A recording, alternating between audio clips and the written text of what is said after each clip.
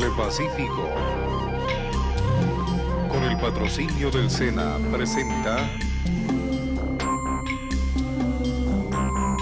A la Cena.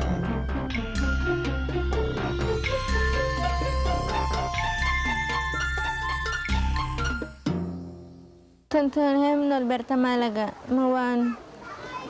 Kapenu panag mo programa opim kosium, amugay megonau graban betar mas kultura. Dewa wow na nagkaugam kinawia, imaingi mo ako gobierno kaugam kin ke mughep mawagam hep parichan kawasim.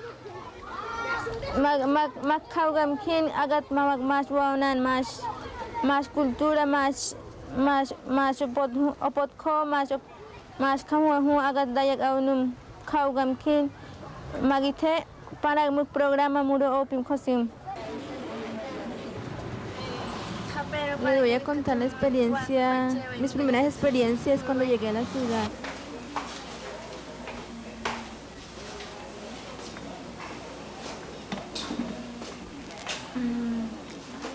En este momento salgo para la universidad. Un momento en la universidad, hermano, estudiar.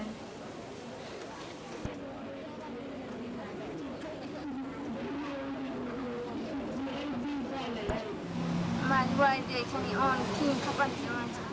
mí me daba mucha pena cuando al montar en el bus porque todo el mundo le empezaban a mirar y después eso fue pasando y es normal montarse en el bus.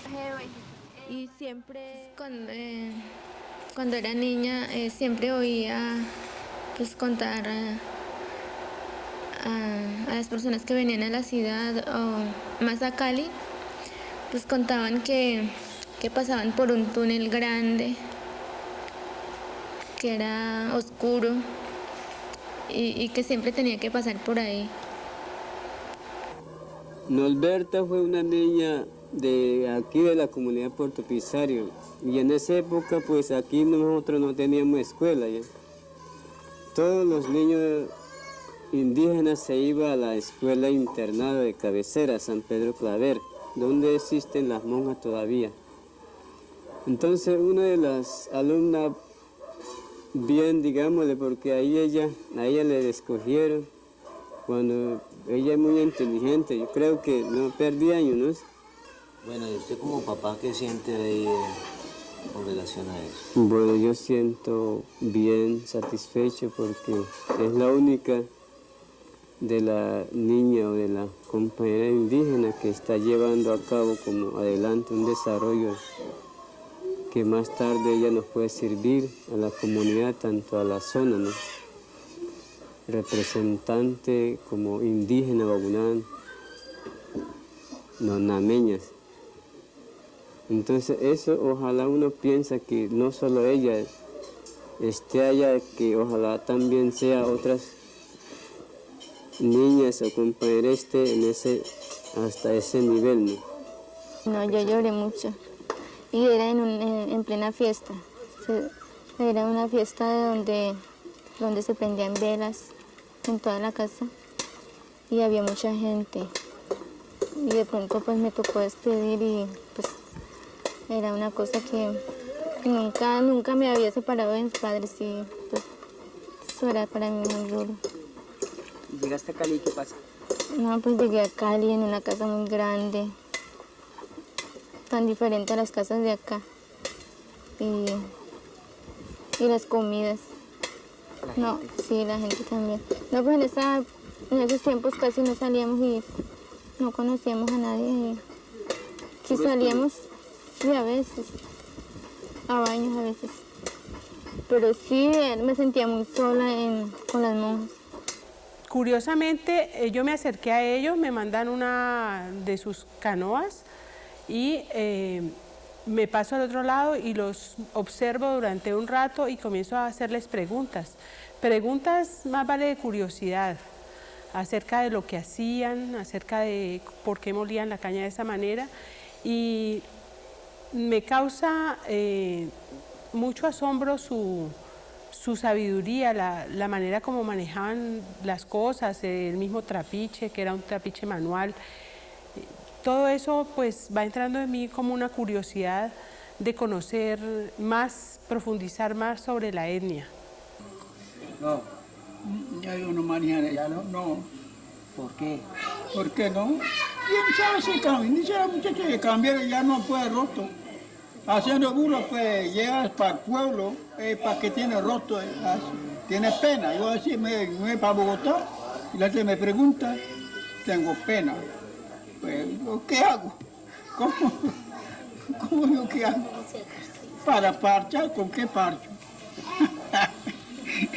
El guayuco, la primera, yo era por la Asturias.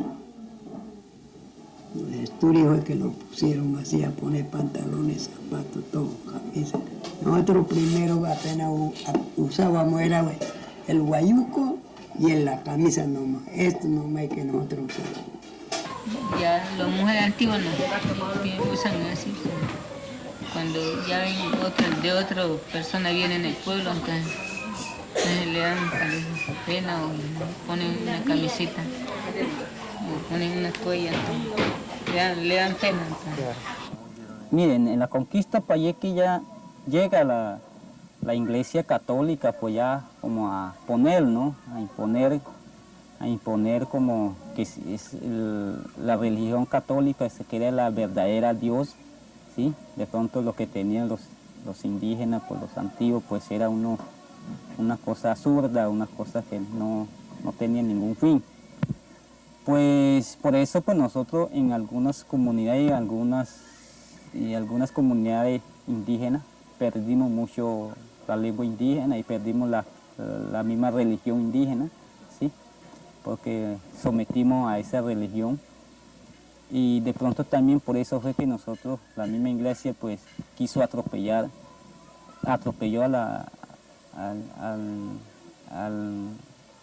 al ser indígena como indígena también, como ustedes ayer preguntaban al viejo legario, que por qué ustedes ahorita ponían camisa o ropa por la misma iglesia, ¿no? Porque ya uno pues para poder llegar a la misa o cuando llegaba el padre, pues uno hay que ya ponía camisa o pantalón, porque si uno llegaba con lo que decía ayer, con su traje tradicional, pues ya no lo aceptaría, ya dije, no, pues ustedes ahí vienen en mala forma, ¿sí? Entonces eso fue que también ya fueron perdiendo los vestiduras, ¿no?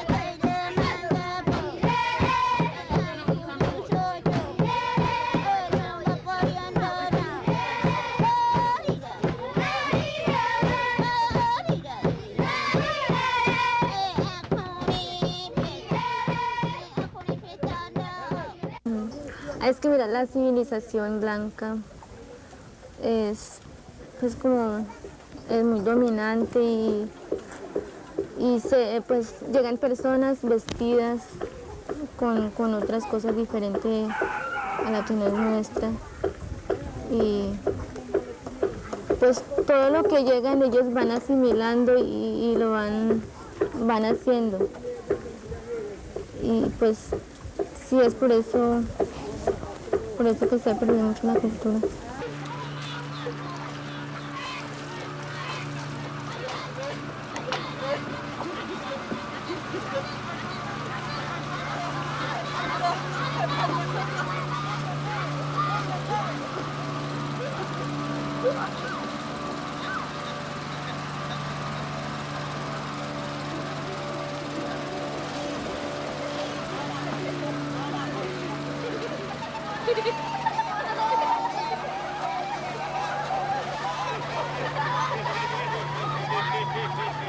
Sí, es como le decía ahora, de pronto pues, los paisas vienen a vender brasieres, camisas, blusas y ven a las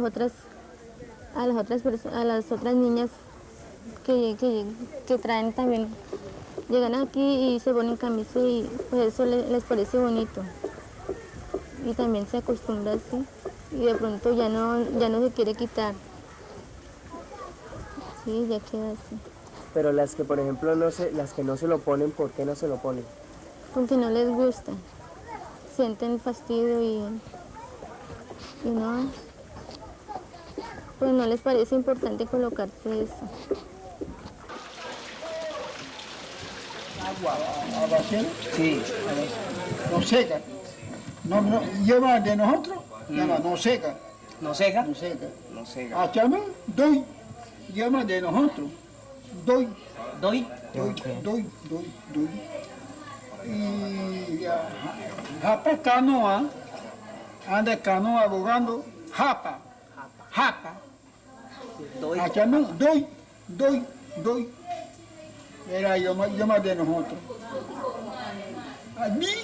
La casa, di. Casa. Mire, de pronto pues la lengua guaunana pues le sirve para nosotros como, es un arma de nosotros de pronto para también, como para nosotros defendernos. Porque de pronto pues mirando pues, de pronto vemos un peligro, pues nosotros sabemos cómo podemos comunicarnos, ¿sí? Que nadie nos lo oiga, ¿sí? Entonces vemos, por eso la lengua es importante no perderlo, porque la lengua guaunana, porque nosotros sabemos cómo podemos comunicarlo. Pues uno está acostumbrado a ver a los indígenas de las montañas, acá del centro del valle, y ya entrar en comunicación con unas personas distintas, con una cultura tan diferente como es la guaunal, pues entra uno también en cuestionamiento de pensar que poco conoce de ellos y cómo manejan ese medio que es, digamos, para nosotros pues casi inhóspito. Y empieza uno a apreciar esa manera de vivir y esa manera de convivir en esa selva.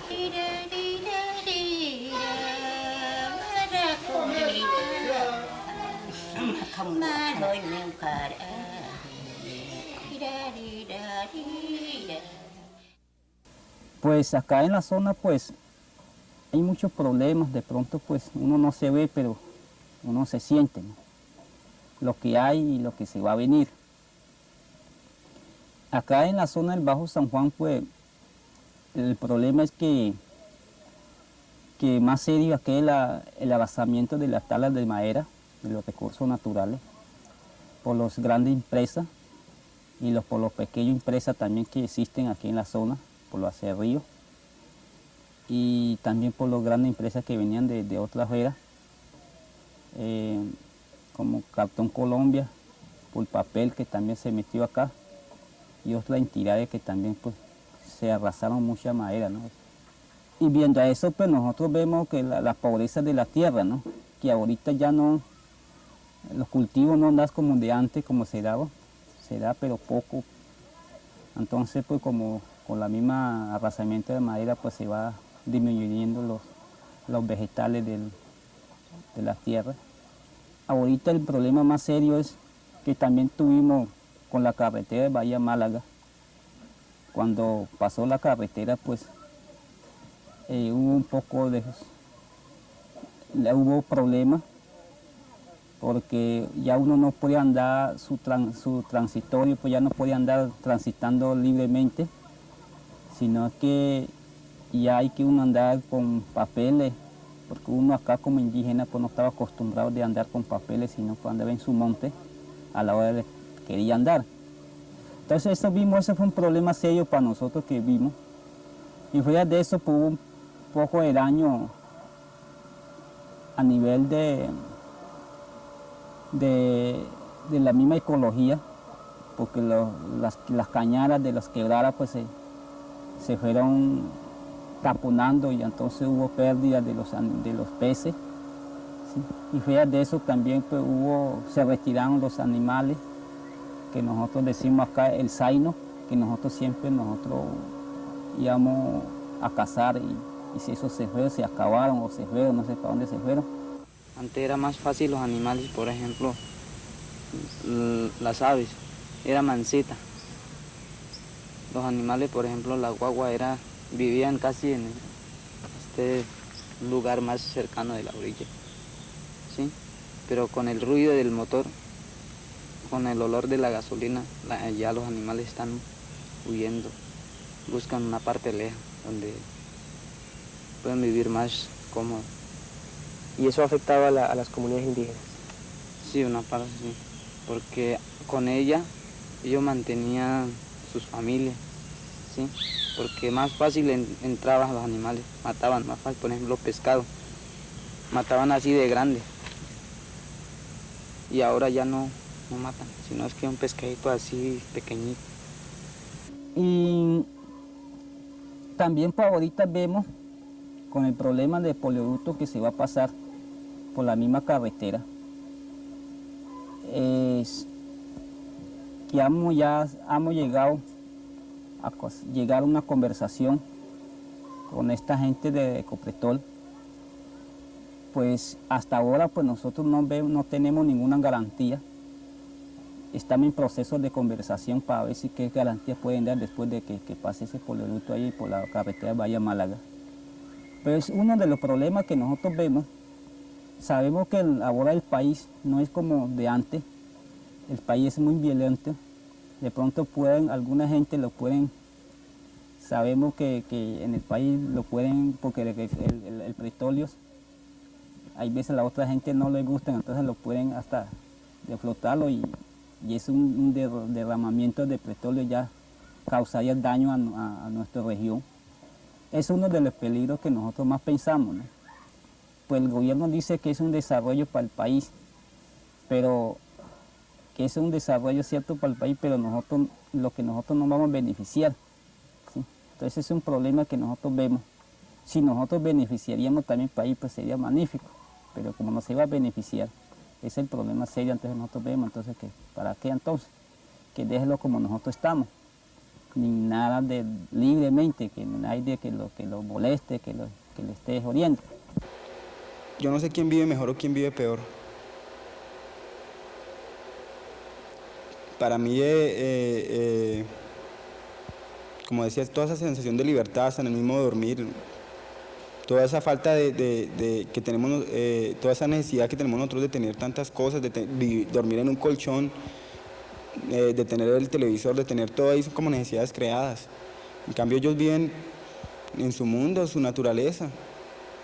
Claro, es inclemente porque siempre se está inundando, o sea, se inunda el río, las casas, siempre vivir con el agua ahí, pero pues yo creo que eso hace parte de su medio ambiente, ¿no? Mi papá es maestro, enseña a los niños de primaria y antes de eso fue alfabetizador. Llevo varios años enseñando a los adultos. Logró sacar a mi mamá que terminara el quinto de primaria y a muchos compañeros que pues ni siquiera sabían firmar su nombre y aprendieron con él. Y también aprendieron a leer, y a los niños, y ha sido gobernador en la comunidad. Bueno, la congregación de monjas, ellas han prestado, no mucho servicio, pero siempre nos han prestado servicio tanto en la educación, más que todo por ellos, o por ellas, pues, hemos conocido el español, ¿no? Una parte, más o menos, que daban enseñanza. Los niños entraban en la escuela y se aprendían a leer y a escribir. Cuando no existía la educación o la escuela, aprendían oyendo nomás, escuchando, aprendían como... Por eso pues no es como que los adultos pues hablan así enredaditos, porque no son así aprendidos a escribir o de maestro a maestro, los adultos no aprenden así escuchando nomás.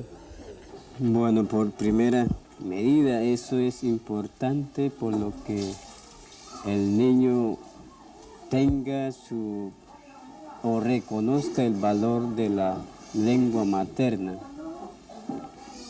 que no solo el español es oficial, que la lengua nosotros también es oficial, como está hecho en algunos artículos, que nuestra lengua podemos usarlo donde podemos ir, allá podemos hablar. Nadie obliga que no deje hablar lengua. Eso está en la nueva Constitución, también habla a favor de nuestra lengua materna. Por eso queremos que el niño no se le olvide el hablado de la lengua guaunán, ¿no? Y que él mismo desarrolle y que él mismo conozca cómo pronuncia o cómo se habla cada palabra. Y ahorita los niños con este medio de educación que hemos recibido, ya los niños han tenido esa oportunidad de escribir y leer la palabra, ¿no? El español. Todavía conservan una manera de vivir muy natural, muy armónica con la realidad que los circunda. Las mujeres con sus parumas, en sus potrillos, trabajando en la cocina, desplazándose por los diferentes sitios. Los hombres en ese entorno natural, haciendo sus actividades, sus casas, que son casas hechas, echando mano de los materiales que hay a la vista en el entorno. Es decir, toda esa cantidad de cosas que para uno son un poco sorprendentes. Entonces la idea que a uno le asalta con eso es como la de llegar a un sitio que es paradisíaco, que es hermoso, en donde ve cosas que no todos los días está acostumbrado a ver. Pero una vez que llega, entra en contacto con ellos, habla con ellos, los oye hablar, esa idea empieza a cambiar. Ya uno va dejando de ver ese paraíso para empezar a ver y a sentir una cantidad de cosas, que la situación en que ellos viven no es tan agradable y tan paradisíaca, que el hecho de tener un río que todos los días se sube, los empantana, los hace vivir en medio de un barrial permanente, que el hecho de vivir en unas condiciones que son tan bellas pero al mismo tiempo tan ásperas, hace que ellos sufran enfermedades, problemas de salud. Mi tía Loripa es promotora de salud, ha recibido varios cursos sobre enfermería, primeros auxilios, y pues por el momento está trabajando en la comunidad como promotora de salud. Y ahora pues estamos viendo eso, que los hombres salen mucho en el pueblo, y de ahí traen como infecciones, pues, y así, que contaminan a todas las mujeres. Y eso pues que hay en la comunidad. ¿Cómo aprendieron ustedes a combatir esas enfermedades? Pues, como para evitar esa enfermedad, pues ahora cuando ya conocen pues esa enfermedad, entonces como hay en cada comunidad hay ahora como promotores trabajando en la comunidad, entonces ya siente esa enfermedad, directamente lo traen, entonces ahí se da cuenta el promotor. Si no tiene el antibiótico para eso, pues lo transmite para Buenaventura. ¿Ustedes cómo hacen para saber cuando una persona tiene, por ejemplo, paludismo, malaria? Pues cuando siente ese enfermedad de ese paludismo, directamente vienen pues donde que está trabajando el promotor. Entonces viene con una temblada de fiebre, entonces el promotor saca la muestra de sangre, después hace el trabajo, el promotor, y después lo examina, lo lee en el microscopio, si sale positivo, pues ahí le dan el tratamiento. ¿A ustedes les han dado cursos, les han enseñado quién? Sí, pues ahora pues como los promotores están trabajando a cada comunidad, han dado capacitación, pero como 2 años nomás les dieron capacitación, de ahí como no han dado más, entonces han quedado los promotores sin capacitar. Entonces pues nosotros promotores que una vez estuvimos haciendo reunión y ahí dimos conversa los promotores nomás, entonces nosotros estábamos pensando que si hubiera más, como a quién preguntarle eso y a quién que pudiera dar como una ayudita pues para promotores, para que haya más capacitación para los promotores. Se podría decir que hay una política de protección de lo propio. De ellos mismos, una política de protección. Sí, eso es verdad, y eso se dicta a nivel nacional, ¿no? Eso desde la UNIC se está hablando de la autonomía, se está hablando de la cultura y de esa protección que debe haber. Por eso se hicieron esos artículos, el artículo 7 de la Constitución que dice que Colombia es un país pluriétnico y multicultural y que las culturas, nuestras culturas indígenas se deben respetar. Nosotros pues como indígenas pues nosotros tenemos mucha necesidad en esta zona y como ven el mismo estado que nosotros somos abandonados aquí en esta zona, que de pronto pues hasta el mismo gobierno no da cuenta que nosotros indígenas, los guaunanes existen aquí en el San Juan. Pues de pronto sería por el mismo estado que no hay mucha comunicación, ¿sí? Por poca comunicación que llega acá en la zona. De pronto pues nosotros no queremos que ahora que las instituciones les den que pedir, ¿sí? Eso de pronto a uno da como vergonzoso, está pidiendo. Entonces pues nosotros decimos, bueno, el gobierno para no estamos pidiendo mejor que, o de pronto dice el gobierno, hombre, estoy muy cansado por estar pidiendo, las instituciones estamos cansados por estar pidiendo cosita. Entonces pues nosotros decimos ahora, bueno, que si así entonces pues que el gobierno cree unos rubros directos, bueno, que se maneje un desarrollo para indígenas, bueno, para nosotros estamos pidiendo, sino que nosotros mismos para hacer sus autogestiones, hacer sus trabajos, sus actividades, lo que nosotros parezca, ¿sí? Entonces, pues eso es la medida que nosotros estamos mirando a esa visión, ¿no? Bueno, todavía pues yo imagino que no lo tenemos todo perdido, ya por lo que la cultura existe o las costumbres existen, de ahí podemos cogerlo y atraerlo, porque si nosotros mismos los adultos ya si habíamos perdido, pues ya los niños tampoco no lo podían descubrir ya, pero los adultos todavía lo tenemos, el hablado, la costumbre, la cultura, todavía tratamos de reservar o construirlo mejor más. Entonces el niño está observando de todo eso que nosotros lo estamos usando, ¿no?